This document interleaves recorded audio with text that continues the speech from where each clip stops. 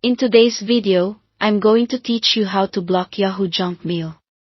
By the end, you'll know how to stop unwanted messages from cluttering your inbox using built-in Yahoo Mail tools. First, sign into your Yahoo Mail account. Enter your username and password carefully, and make sure caps lock is off since passwords are case sensitive. Once you're in, head to your inbox. Junk mail can show up either right in the main inbox or in the spam folder, so take a quick look at both. If you see something suspicious, avoid clicking links or downloading attachments. Will block it directly instead.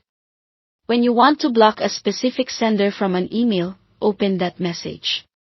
At the top, click the More icon, which looks like 3 dots, or use the Spam or X icon if you see it. Choose Block or Block Senders from the menu.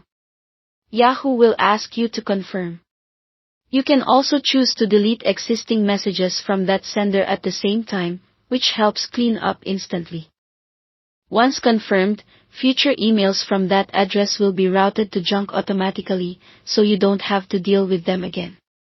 If you already know an address or even a whole domain you never want to see, you can add it through Settings.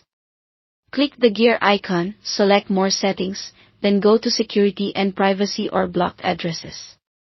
Click Add, type the email address or domain you want to block, and save. This is great for repeat offenders. Blocking a domain stops every address from that domain, so use it carefully. You can always return to this page to remove entries if you block something by mistake. For more advanced control, create filters. In Settings, open Filters and select Add New Filters. Give your filter a clear name, then set criteria such as the sender's address, subject keywords, or words contained in the message.